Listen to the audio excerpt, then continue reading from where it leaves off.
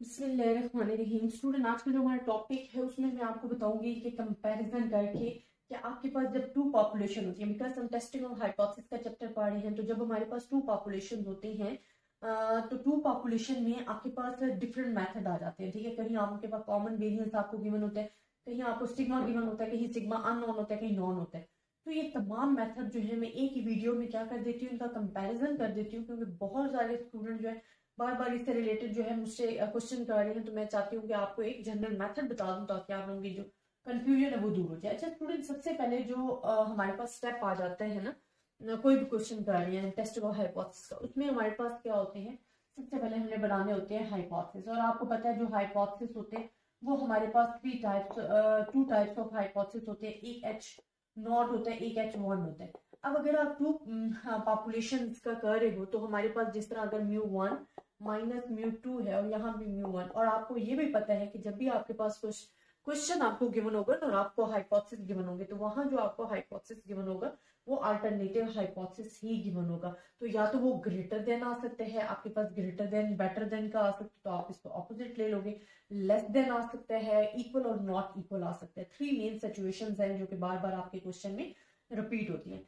Second step हमारे पास क्या होता है, level of significance. Level of significance आपको मेजॉरिटी क्वेश्चन में गिवन होता है, लेकिन मैं आपको जब एग्जांपल करवाती हूँ तो आपको बार बार यही बोलती हूँ कि अगर आपको फॉर एग्जांपल नहीं भी गिवन क्वेश्चन तो आपने अल्फा 0.05 ले लेना है।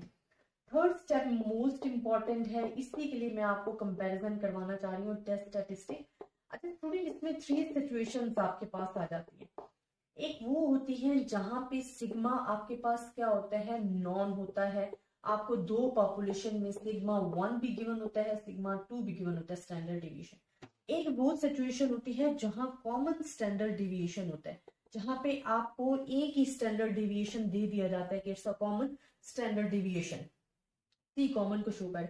एक वो होता है जहां आपके पास अननोन होता है। अननोन क्या होता है, सिग्मा अननोन होता है। वहां पे आपको अननोन वन जो है वो वहां आपको अननोन होता है, तो वहां पे आपको एस वन गिवन होता है, या एस वन स्क्वायर या s two square variance given होता है, या एस वन या एस टू गिवन होता है। मैं यहाँ आपको s one and s two करा देती हूँ ताकि आपको पता हो कि ये अननोन जो है स्टैंडर्ड डिविएशन होता है। अगर हम इस पे लगा देंगे ना स्क्वायर लगा देंगे तो वो वेरियंस में कन्वर्ट हो जाएगा। अगर तो आपके पास स्टूडेंट मेन स्टेप ये समझने वाला है जनरल मेथड में, ताकि आप लोगों को समझ आ जाए। अच्छा, अगर तो आप लोगों को गिवन है sigma one and sigma to, तो जो आपके पास फार्मूला लगेगा आपने इसमें देखना होता है। अगर तो हमारे पास सिग्मा नॉन है तो आपको एन देखने की जरूरत नहीं है, क्योंकि इसमें जी टेस्ट ही लगता है। तो यहाँ पे हमारे पास क्या आ जाएगा, अगर तो सिग्मा नॉन है, सिग्मा वन का स्क्वायर लेना है, एन एन वन आ जाए, सिग्मा टू का स्क्वायर एंड एन टू। ये फार्मूला उस सिचुएशन में लगाना है when sigma one and sigma two both are known in your question. ठीक है, तो ये most important. if they are saying you have the common standard deviation, then you use the formula। फिर आपने कौन सा फार्मूला यूज करना है वो मैं आपको लिखकर बता रही हूँ। आपने लेना है जी x bar one minus x bar two minus mu one minus mu two. ये तो ऊपर वाले स्टेप तो तीनों में सेम है ना। नीचे आपके पास अगर common standard deviation it's mean sigma one and sigma two common है तो आप बाहर ले लो, तो आपके पास क्या आ जाएगा, n one plus one by n two आपके पास आ जाएगा। This situation is very important. अब थर्ड हमारे पास क्या है कि अगर आपके पास सिग्मा वन नहीं गिवन तो फिर आपने क्या करना है, अगर वो अननोन है, अननोन है, तो फिर स्टूडेंट आपके पास जो आ जाएगा वो सिग्मा की जगह s one square and one plus s two square and two. But most important thing आपने जो इधर चीज याद रखनी है कि अगर ये अननोन है जो कि हम बता रहे हैं, सिग्मा अगर अननोन है तो फिर आपने एन देखना है, n one and n two दोनों जो है वो ग्रेटर देन 30 होने चाहिए। अदरवाइज अगर ये दोनों 30 नहीं है, ग्रेटर से 30 नहीं है, या 30 या 30 से ग्रेटर नहीं है, तो फिर आपके पास टी टेस्ट लगेगा। और टी टेस्ट का जो फार्मूला है उसमें पूल्ड एस्टिमेटर स्टैंडर्ड डिविएशन जो हो रहा था वो यूज हो रहा था, और इंशाल्लाह उसका जो जनरल मेथड है जो आपको मैं नेक्स्ट वीडियो में करवाती हूँ और उनसे रिलेटेड एग्जांपल भी करवाती हूँ, ताकि आप लोगों की जो कंफ्यूजन है वो जो है दूर हो जाए। अच्छा, इसके बाद जो हमारे पास फोर्थ स्टेप होता है वो क्या होता है, कैलकुलेशन। कैलकुलेशन क्या होता है कि आपको तमाम वैल्यूज गिवन होंगी, इसमें आपने जो भी फार्मूला आपकी क्वेश्चन के हिसाब से जो लग रहा है आपने उसको लगा देना, उसके में पुट करनी अपनी वैल्यू, देन आपके पास आ जाता है क्रिटिकल रीजन। क्रिटिकल रीजन क्या होता है स्टूडेंट, टेबल वैल्यू आपने फाइंड करनी होती है, फिर आपने बनाना होती है डायग्राम। अगर तो आपके पास टू टेल टेस्ट है तो बोथ साइड पे हमारे पास क्रिटिकल रीजन आ जाएगा। ये रिजेक्शन रीजन आ रहा होता है, यहाँ भी रिजेक्शन रीजन आ रहा है, और मिड वाला एक्सेप्टेंस रीजन है। तो आपने देखना होता है कि क्या आपकी वैल्यू एक्सेप्टेंस रीजन में फॉल कर रही है, रिजेक्शन रीजन में। इसी तरह अगर ग्रेटर देन के लिए तो आपने ग्रेटर वाली साइड पे जाना है, तो यहाँ ये सारा एक्सेप्टेंस रीजन हो जाएगा, ये सारा रिजेक्शन रीजन होगा। अगर लेस देन है तो फिर आपने नेगेटिव साइड पे जाना है, और ये रिजेक्शन रीजन हो जाएगा, और ये एक्सेप्टेंस रीजन। अब हमने करना क्या होता है स्टूडेंट, यहाँ पे हम जो अप्लाई करते हैं ना वो हमारी टेबल वैल्यू होती है, जो कि आपने टेबल से देख कर लिखनी होती है। यहाँ भी टेबल वैल्यू होती है, और जो कैलकुलेटेड वैल्यू होती है वो आपने देखनी होती है कि वो वैल्यू क्या इस एरिया में फॉल कर रही है या इसमें फॉल कर रही है। अगर तो वो फॉल कर रही है एक्सेप्टेंस रीजन में, तो आपने कंक्लूजन दे देना है कि हमारी जो वैल्यू वो फॉल कर रही है एक्सेप्टेंस रीजन में, तो हम एच नॉट को एक्सेप्ट कर लेते हैं। लेकिन अगर रिजेक्शन रीजन में फॉल कर रही है तो आपने कहना है कि जो हमारी वैल्यू है वो फॉल ही रिजेक्शन रीजन में कर रही है, तो हम उसे रिजेक्ट कर देते हैं। तो आई थिंक स्टूडेंट आपको ये जो कंपैरिजन है समझ में आया होगा, लेकिन अगर आपको फिर भी किसी भी किस्म की कंफ्यूजन है तो आप मुझसे डिस्कस कर सकते हो। ज़्यादा से ज़्यादा अपने स्टूडेंट्स के साथ शेयर कीजिएगा। इंशाल्लाह इसमें जो टू पॉपुलेशन जब हमारे पास आ जाती हैं तो उसमें जो हमारे पास है जी टू पॉपुलेशन जब आ जाती हैं और उसमें हमने टी टेस्ट लगाना होता है, तो उसका भी मैं जनरल मेथड भी बताऊंगी इंशाल्लाह नेक्स्ट लेक्चर में, और साथ में एग्जांपल भी करवाऊंगी।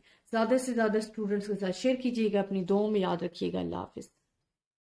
बिस्मिल्लाहिर्रहमानिर्रहीम। स्टूडेंट आज का जो हमारा टॉपिक है उसमें मैं आपको बताऊंगी कि कंपैरिजन करके कि आपके पास जब टू पॉपुलेशन होती है, बिकॉज हम टेस्टिंग ऑफ हाइपोथेसिस का चैप्टर पढ़ रहे हैं, तो जब हमारे पास टू पॉपुलेशन होते हैं तो टू पॉपुलेशन में आपके पास डिफरेंट मेथड आ जाते हैं, ठीक है। कहीं आपके पास कॉमन वेरिएंस आपको गिवन होता है, कहीं आपको सिग्मा गिवन होता है, कहीं सिग्मा अननोन होता है, कहीं नॉन होता है। तो ये तमाम मेथड जो है मैं एक ही वीडियो में क्या कर देती हूँ, इनका कंपैरिजन कर देती हूँ, क्योंकि बहुत सारे स्टूडेंट जो है बार बार इससे रिलेटेड जो है मुझसे क्वेश्चन कर रहे हैं, तो मैं चाहती हूँ कि आपको एक जनरल मेथड बता दूं ताकि आप लोगों की जो कंफ्यूजन है वो दूर हो जाए। अच्छा स्टूडेंट, सबसे पहले जो हमारे पास स्टेप आ जाता है ना, कोई भी क्वेश्चन कर रहे हैं टेस्ट ऑफ हाइपोथेसिस का, उसमें हमारे पास क्या होते हैं, सबसे पहले हमने बनाने होते हैं हाइपोथेसिस। और आपको पता है जो हाइपोथेसिस होते हैं वो हमारे पास टू टाइप्स ऑफ हाइपोथेसिस होते हैं, एक एच नॉट होता है, एक एच वन होता है। अब अगर आप टू पॉपुलेशन का कर रहे हो तो हमारे पास जिस तरह अगर mu one minus mu to है और यहाँ भी म्यू वन, और आपको ये भी पता है कि जब भी आपके पास कुछ क्वेश्चन आपको गिवन होगा और आपको हाइपोथेसिस गिवन होंगे, तो वहां जो आपको हाइपोथेसिस गिवन होगा वो अल्टरनेटिव हाइपोथेसिस ही गिवन होगा। तो या तो वो ग्रेटर देन आ सकते हैं, आपके पास ग्रेटर देन बेटर देन का आ सकता है तो आप इसको ऑपोजिट ले लोगे, लेस देन आ सकता है, इक्वल और नॉट इक्वल आ सकता है। थ्री मेन सिचुएशंस हैं जो कि बार बार आपके क्वेश्चन में रिपीट होती हैं। सेकेंड स्टेप हमारे पास क्या होता है, level of significance. Level of significance आपको मेजॉरिटी क्वेश्चन में गिवन होता है, लेकिन मैं आपको जब एग्जांपल करवाती हूँ तो आपको बार बार यही बोलती हूँ कि अगर आपको फॉर एग्जांपल नहीं भी गिवन क्वेश्चन में तो आपने अल्फा 0.05 ले लेना है। थर्ड स्टेप मोस्ट इंपॉर्टेंट है, इसी के लिए मैं आपको कंपैरिजन करवाना चाह रही हूँ, टेस्ट स्टैटिस्टिक। अच्छा स्टूडेंट, इसमें थ्री सिचुएशंस आपके पास आ जाती है। एक वो होती है जहां पे सिग्मा आपके पास क्या होता है, नॉन होता है, आपको दो पॉपुलेशन में सिग्मा वन भी गिवन होता है, सिग्मा टू भी गिवन होता है, स्टैंडर्ड डिविएशन। एक वो सिचुएशन होती है जहां कॉमन स्टैंडर्ड डिविएशन होता है, जहां पे आपको एक ही स्टैंडर्ड डिविएशन दे दिया जाता है कि it's a common standard deviation, C common को शो कर।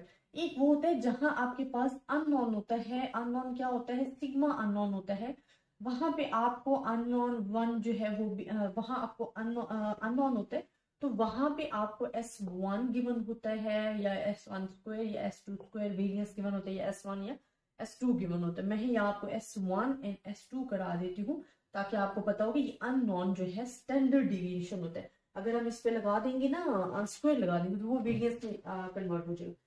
अगर तो आपके पास स्टूडेंट मेन स्टेप ये समझने वाला है जनरल मेथड में, ताकि आप लोगों को समझ आ जाए। अच्छा अगर तो आप लोगों को गिवन है sigma one and sigma to, तो जो आपके पास फार्मूला लगेगा आपने इसमें देखना होता है। अगर तो हमारे पास सिग्मा नॉन है तो आपको एन देखने की जरूरत नहीं है क्योंकि इसमें जी टेस्ट ही लगता है। तो यहाँ पे हमारे पास क्या आ जाएगा, अगर तो सिग्मा नॉन है, सिग्मा वन का स्क्वायर लेना है एन वन आ जाएगा, सिग्मा 2 का स्क्वायर एंड n2।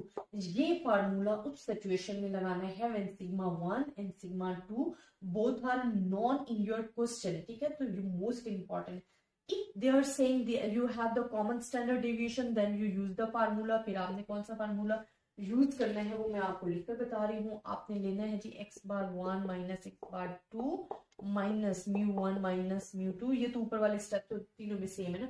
नीचे आपके पास अगर common standard division it's mean sigma 1 and sigma 2 common है तो आप बाहर ले लो, तो आपके पास क्या आ जाएगा n1 प्लस 1 बाय n2 आपके पास आ जाएगा। This situation is very important.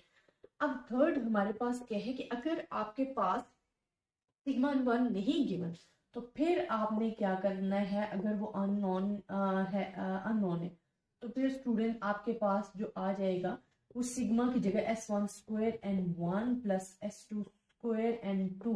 But most important thing आपने जो इधर चीज याद रखनी है कि अगर ये अननोन है जो कि हम बता रहे हैं, सिग्मा अगर अननोन है तो फिर आपने n देखना है, n1 एंड n2 दोनों जो हैं वो ग्रेटर देन 30 होने चाहिए। अदरवाइज अगर ये दोनों 30 नहीं है, ग्रेटर से 30 नहीं है या 30 या 30 से ग्रेटर नहीं है तो फिर आपके पास टी टेस्ट लगेगा। और टी टेस्ट का जो फार्मूला है उसमें पूल्ड एस्टिमेटर स्टैंडर्ड डेविएशन जो हो रहा था वो यूज हो रहा था। और इंशाल्लाह उसका जो जनरल मेथड है वो आपको मैं नेक्स्ट वीडियो में करवाती हूँ और उनसे रिलेटेड एग्जांपल भी करवाती हूँ ताकि आप लोगों की जो कंफ्यूजन है वो जो है दूर हो जाए। अच्छा, इसके बाद जो हमारे पास फोर्थ स्टेप होता है वो क्या होता है, कैलकुलेशन। कैलकुलेशन क्या होता है कि आपको तमाम वैल्यूज गिवन होंगी, इसमें आपने जो भी फार्मूला आपकी क्वेश्चन के हिसाब से जो लग रहा है आपने उसको लगा देना, उसके में पुट करनी अपनी वैल्यू। देन आपके पास आ जाता है क्रिटिकल रीजन। क्रिटिकल रीजन क्या होता है स्टूडेंट, टेबल वैल्यू आपने फाइंड करनी होती है, फिर आपने बनाना होती है डायग्राम। अगर तो आपके पास टू टेल टेस्ट है तो बोथ साइड पे हमारे पास क्रिटिकल रीजन आ जाएगा। ये रिजेक्शन रीजन आ रहा होता है, यहाँ भी रिजेक्शन रीजन आ रहा है और मिड वाला एक्सेप्टेंस रीजन है। तो आपने देखना होता है कि क्या आपकी वैल्यू एक्सेप्टेंस रीजन में फॉल कर रही है, रिजेक्शन रीजन में। इसी तरह अगर ग्रेटर देन के लिए तो आपने ग्रेटर वाली साइड पे जाना है, तो यहाँ ये सारा एक्सेप्टेंस रीजन हो जाएगा, ये सारा रिजेक्शन रीजन होगा। अगर लेस देन है तो फिर आपने नेगेटिव साइड पे जाना है और ये रिजेक्शन रीजन हो जाएगा और ये एक्सेप्टेंस रीजन। अब हमने करना क्या होता है स्टूडेंट, यहाँ पे हम जो अप्लाई करते हैं ना वो हमारी टेबल वैल्यू होती है जो कि आपने टेबल से देख कर लिखनी होती है। यहाँ भी टेबल वैल्यू होती है और जो कैलकुलेटेड वैल्यू होती है वो आपने देखनी होती है कि वो वैल्यू क्या इस एरिया में फॉल कर रही है या इसमें फॉल कर रही है। अगर तो वो फॉल कर रही है एक्सेप्टेंस रीजन में तो आपने कंक्लूजन दे देना है कि हमारी जो वैल्यू वो फॉल कर रही है एक्सेप्टेंस रीजन में, तो हम H0 को एक्सेप्ट कर लेते हैं। लेकिन अगर रिजेक्शन रीजन में फॉल कर रही है तो आपने कहना है कि जो हमारी वैल्यू है वो फॉल ही रिजेक्शन रीजन में कर रही है, तो हम उसे रिजेक्ट कर देते हैं। तो आई थिंक स्टूडेंट आपको ये जो कंपैरिजन है समझ में आया होगा। लेकिन अगर आपको फिर भी किसी भी किस्म की कंफ्यूजन है तो आप मुझसे डिस्कस कर सकते हो, ज्यादा से ज्यादा अपने स्टूडेंट्स के साथ शेयर कीजिएगा। इंशाल्लाह इसमें जो टू पॉपुलेशन जब हमारे पास आ जाती हैं तो उसमें जो हमारे पास है जी टू पॉपुलेशन जब आ जाती हैं और उसमें हमने टी टेस्ट लगाना होता है तो उसका भी मैं जनरल मेथड भी बताऊंगी इंशाल्लाह नेक्स्ट लेक्चर में, और साथ में एग्जांपल भी करवाऊंगी। ज़्यादा से ज़्यादा स्टूडेंट्स के साथ शेयर कीजिएगा, अपनी दुआओं में याद रखिएगा। अल्लाह हाफिज़।